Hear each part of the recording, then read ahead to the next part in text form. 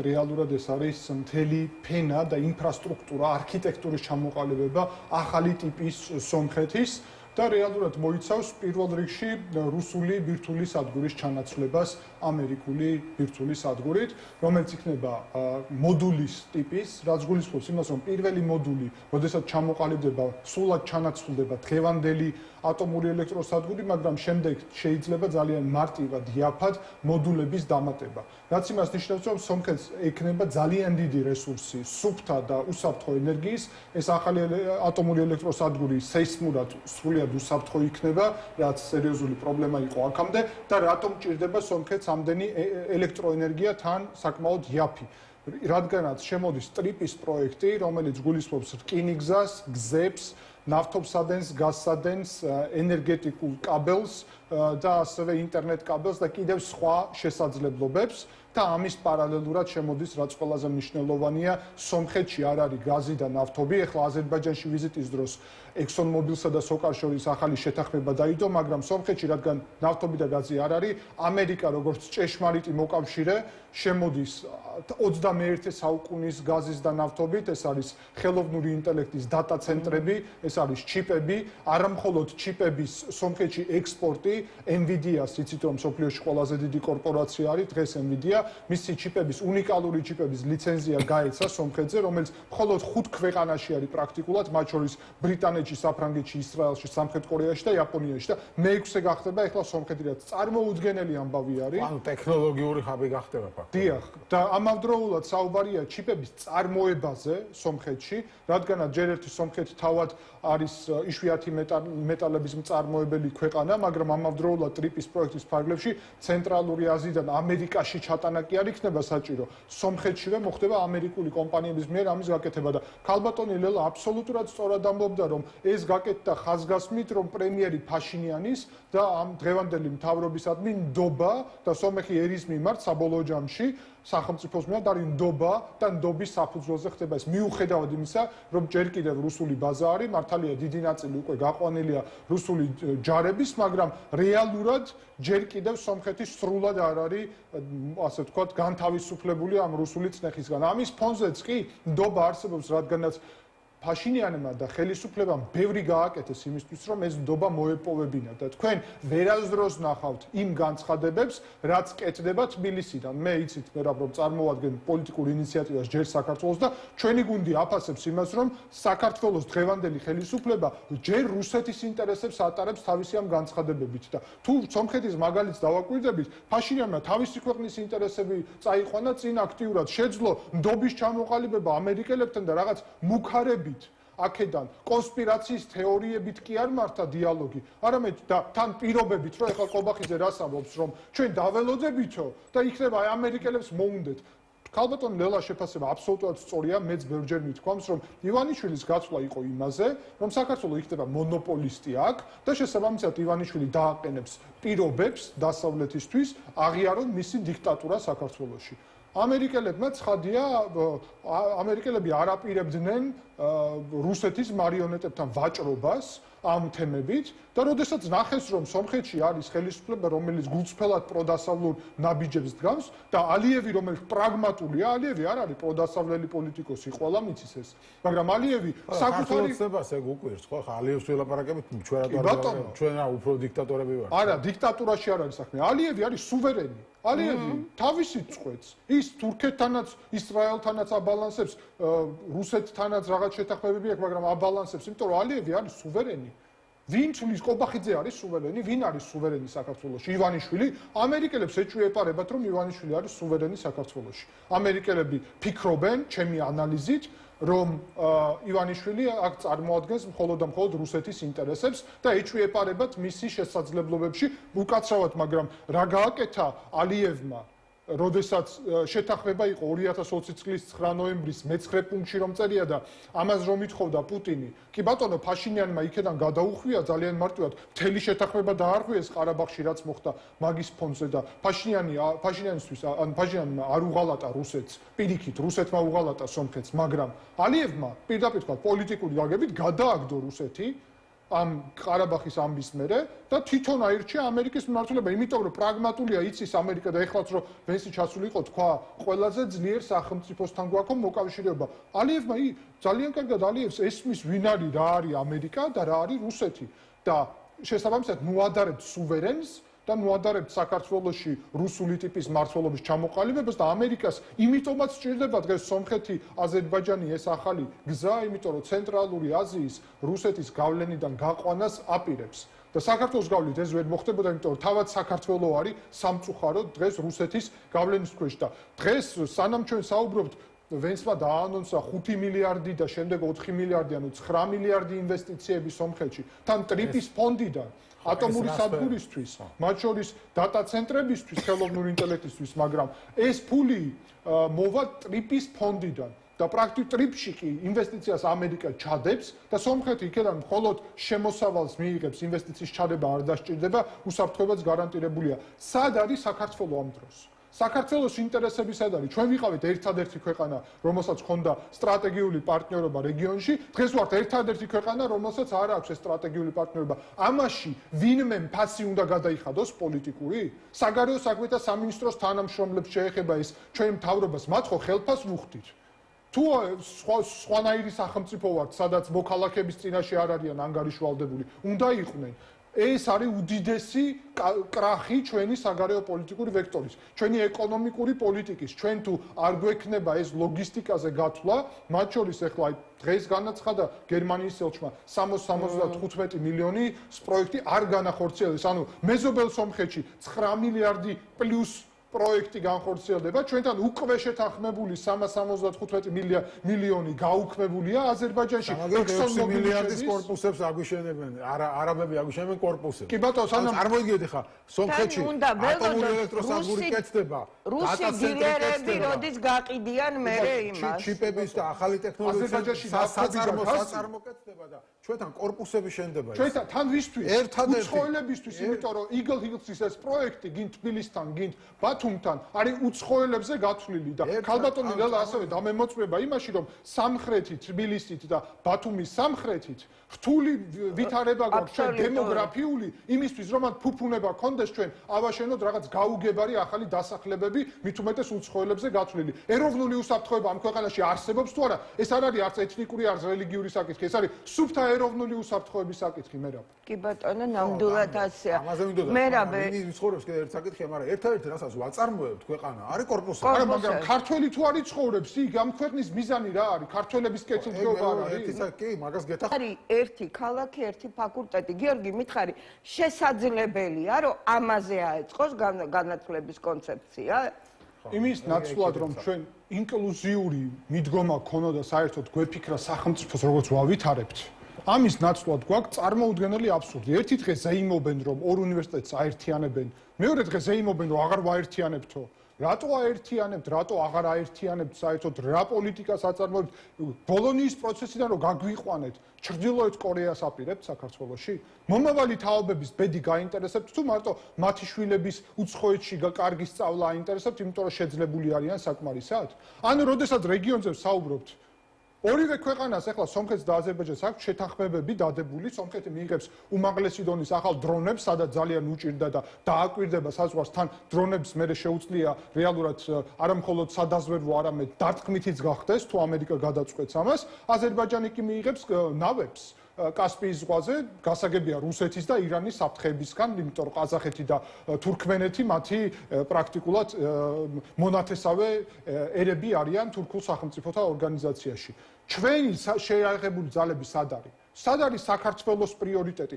სოციალურ პროექტად რო აქციეს საქართველოს შეიარაღებული ძალები, ასე იცავენ უსაფრთხოებას? წარმოუდგენელი ამბავი არის ეს, ღალატი არის ეს ჩვენი ინტერესების, იმიტომ რომ ჩვენი ჯარი აუცილებლად უნდა არა მხოლოდ ავღანეთის კონტექსტში ყოფილიყო ხსენებული, არამედ უნდა ყოფილიყო აღჭურვილი, ჩვენ რა შავ ზღვაზე გემები არ გჭირდება, აზერბაიჯანს რო ჭირდება, ჩვენ სხვა შესაძლებლობები არ გჭირდება, რომ აქ ძალიან რთულ ვითარებაში ანაკლიის სპორტი სად არის? რომელიც უნდა ყოფილიყო ალტერნატივა ამ ყველაფრის და ეხლა იქნებოდა ეკონომიკური პროექტიც და უსაფრთხოების პროექტიც. ჩინეთს და ანუ შესაბამისად რუსეთს რომ იქ უნდათ გადაცემა ამ ყველაფრის. რა გააკეთეს სომხეთმა და აზერბაიჯანმა? უკვე რუსული პროექტი, რაც რუსეთმა იქ ჩადო, წაართვეს რუსეთს და ამერიკელებთან ხელი მოაწერეს. როგორ გამოდის, რომ სომხები და აზერბაიჯანელები ხვდებიან, რომ ამერიკასთან პარტნიორობა მნიშვნელოვანი არის და საქართველოში ხელისუფლება თურმე პირობებს უყენებს ამერიკას, რომ მათი პირობებით უნდა აღადგინონ ურთიერთობა ამერიკელებმა. თორე ეხლა ტრამპს გამოაცხადებენ რაღაც სულელური კონსპირაციის თეორიის თანამონაწილეს. შეერთებული შტატების მიზანი არ არის აქ რუსეთის განდევნა რეგიონიდან. ამ ქვეყნების სტრატეგიული ინტერესი არის, რომ რუსეთზე დამოკიდებულება შეცვალონ. მარტივი მიზეზის გამო, იმიტომ რომ პოსტსაბჭოთა სივრცეში ერთადერთი მტერი არსებობს სუვერენიტეტის ამ ქვეყნების რეალური, ეს არის რუსეთი, როგორც ყოფილი მეტროპოლია და იმპერია, რომელიც ცდილობს იმპერიის აღდგენას. და სრულიად ყალბი არის საქართველოს ხელისუფლების განცხადებები, რომ ვითომ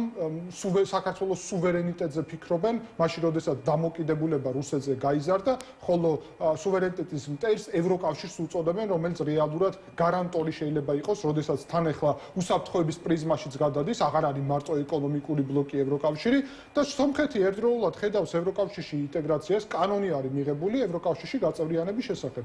ამავდროულად შეერთებულ შტატებთან თანამშრომლობას. ეხლა, როდესაც თქვენ ახსენებთ ODKB-ს და ევრაზიულ კავშირს, აქ დინამიკა არის მნიშვნელოვანი, ხო? პირველ რიგში ორივე გადაწყვეტილება ამ ხელისუფლებას არ მიუღია პირიქით, წინა ხელისუფლება მიიღო, მაგრამ ODKB-ში წევრობა არის de facto შეჩერებული, ანუ არაფერი აღარ არის მაგ ODKB-სგან დარჩენილი.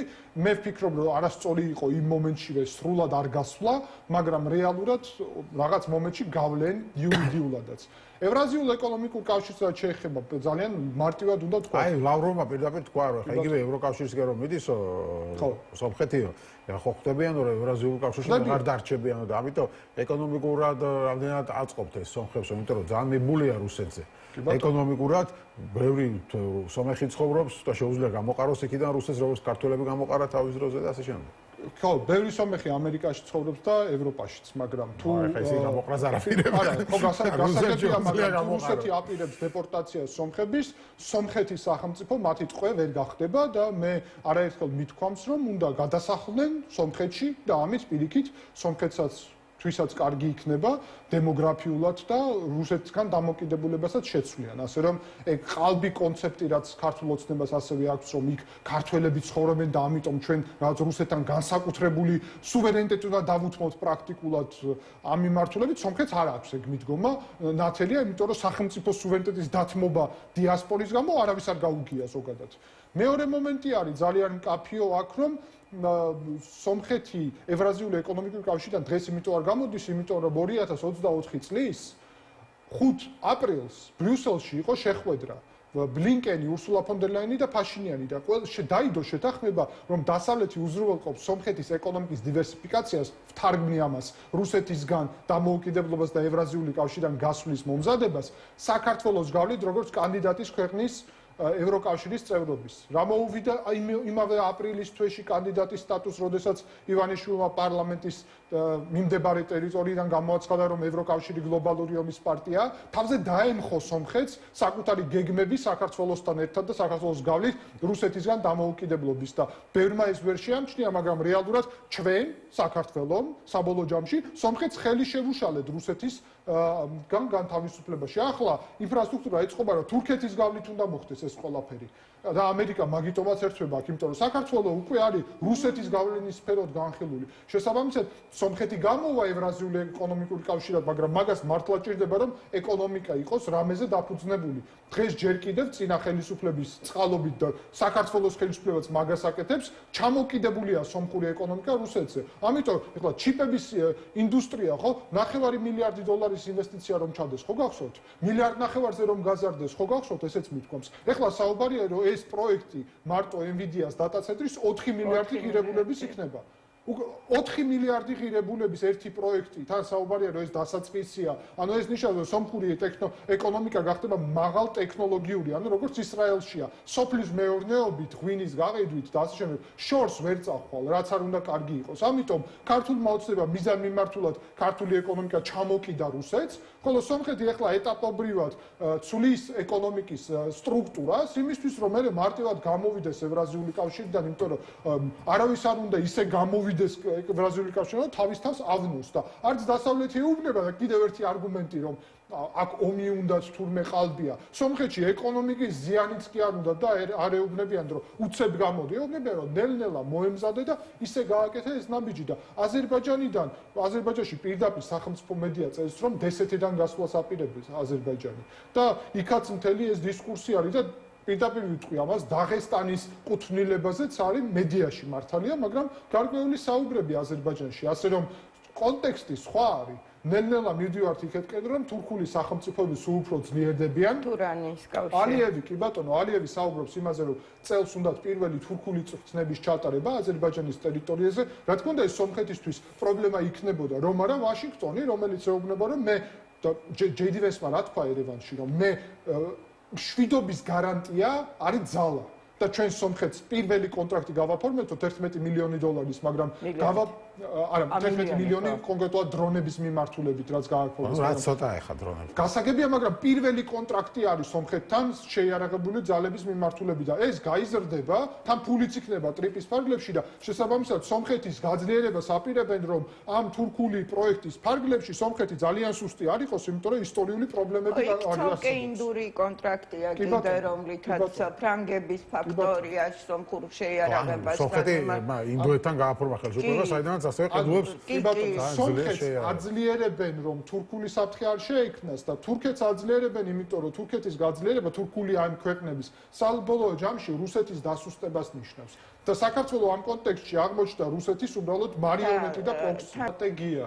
ცოტა უფრო გლობალური აქვს შეერთებულ შტატებს და ეხლა საქართველოზე იმიტომ არ არიან დღეს ორიენტირებული, იმიტომ რომ ცოტა სხვანაირად ხვეტენ საკითხს და აი ყურადღებით რომ დავუკვირდეთ პაპუაშვილი უკმაყოფილო რო არის მოლდოვა სუვერენიტეტს კარგავს. სინამდვილეში მოლდოვა რუმინეთთან გაერთიანებით ერთიერი არიან, მათი სურვილია პაპუაშვილს ვინ ეკითხება, უნდა გაერთიანდნენ თუ არა, თვითონ თუ წყვეტენ, ხო წარმოუდგენელი ამბავია. უბრალოდ პაპუაშვილზე კომენტარს არ გავაკეთებდი პარლამენტის თავმჯდომარის სავარძელში რომ არ ყოფილიყო. და შესაბამისად მოლდოვა გადის საერთოდ პირდაპირ ნატოში და ევროკავშირში შედის თუ რუმინეთთან გაერთიანდება. უკრაინის 80% რომ გარანტირებულად რჩება და რუსეთი იქ რომ ვერაფერს ვერ აღწევს რეალურად გასაგებია და უკრაინელების დემილიტარიზაცია კი არა, მილიტარიზაცია მოახდინეს. აქედან ნახეთ უკრაინა რამდენად მძლავრ სამხედრო ძალად იქცევა და მათი ეროვნული კონცეფცია გახდება ევროპის უდიდესი არმია. პოლონელებთან შეუდარებელიც კი იქნება, სადაც პოლონელები უგუნებენ პირდაპირ გაგებით შეიარაღებული ძალების მიმართულებით. კავკასიაში სომხეთთან შეთანხმდნენ, აზერბაიჯანთან შეთანხმდნენ, ცენტრალური აზია უნდა გამოკაჩონ აქეთ თურქეთის მათ შორის გავლენის ქვეშ და თურქეთი ოსტატურად ორ სკამსეზის და აბალანსებს და ასე შემდეგ. ერდოღანი ნამდვილად მაგის სპეციალისტია და რუსეთის გავლენები შეამციროთ ცენტრალურ აზიაში. თან ევროკავშირი და ამერიკა შედიან იქ ორი პროექტით, გლობალური Global Gateways პროგრამით და სხვა პროგრამით. აქ რჩება მარტო საქართველო და ბელარუსი რეალურად და ამ საკითხს როგორ აგვარებს ამერიკა? მარტო საქართველოს საკითხი ხო არ არის, ეს არის ზოგადი საკითხი, დიდი. ჯერ ერთი რუსეთის წინააღმდეგ სანქციები დააკისრა, დაადო რუსეთს გუშინ წინ მეორედ სანქციებით. მეორე ირანის მიმართულებითაც სანქციები დაადო. გარდა ამისა, ტანკერების დაკავება დაიწყეს მთელ მსოფლიოში. ფრანგებმაც, ბრიტანელებმაც, ამერიკელებმაც, ვენესუელას და ამ შემდეგ. ვენესუელას საკითხი მოაგვარეს ეს რუსული და ირანული გავლენები, ანუ გლობალური ცვლილებები მოხდა. ამას ემატება კიდევ ერთი მნიშვნელოვანი მდგენელი, რომელიც ეხება იმას, რომ თუ რუსეთის ეკონომიკის ჩამოშლა ესე გაგრძელდება რეალურად და თან თურქული სახელმწიფოები გაძლიერდებიან, ტრიპი მათ შორის მაგასაც ხელს შეუწყობს, რუსეთს ექნება შიდა ეთნიკური და რელიგიური პრობლემები, იმიტომ რომ იქ მიყავს მათ შორის ეთნიკური უმცირესობები საზარბაზნე ხორცად რეალურად უკრაინაში კიდევ უფრო დიდ პროპორციებში და იქ რუსეთი საბჭოთა კავშირზე სუსტი სახელმწიფოა რეალურად, ანუ შიდა დაშლის სცენარებიც არსებობს. ირანის საკითხი თუ მოგვარდება მალევე ეს რუსეთ-ჩინეთის ალიანსი დარჩება მთავარი მოკავშირის გარეშე, რომელიც აქ ამერიკას და ისრაელს ემუქრება ხოლმე და წვავენ და გლობალური ომის პარტია და აცხადებენ ამერიკას. და აი ძალიან ცუდია, რომ ჩვენი განცხადებები შინაარსობრივად ძალიან გავს ზოგიერთ ირანულ, ჩრდილოეთ კორეულ და რუსულ განცხადებას. და საბოლოო ჯამში მაგ კონტურში წარმოუდგენელია, დროის ამბავი არის უბრალოდ. წარმოუდგენელია რომ ეს რეჟიმი ესეთი შინაარსით დარჩეს. ერთადერთი იმედი რეჟიმის არის რომ რუსეთის საზღვარზე ვართ, რუსეთს აქვს ჩვენ ტერიტორიაზე 20% აქვს ოკუპირებული და ჯარი აქვს და ომით გვემუქრება ეს რეჟიმი, რომ რუსეთი თუ რამე ომს დაიწყებს აქ და როგორც კი რუსეთი დასუსტდება და ეს გარდაუვალი ჩანს აი ამ კონტურში, მათ შორის რეგიონალური ვენსის ვიზიტი ეს ნამდვილად მაგის ნაბიჯია, ავტომატურად საქართველოს განთავისუფლება გარდაუვალი იქნება და ჩვენ უბრალოდ უნდა ვიზრუნოთ იმაზე, რომ საქართველოს ინტერესები მანამდე სრულიად არ დათმონ, იმიტომ რომ ჩვენ გვჭირდება ძალიან ბევრი ფაქტორი უსაფრთხოების და ასე შემდეგ, ენერგეტიკული, ეკონომიკური და ასე შემდეგ.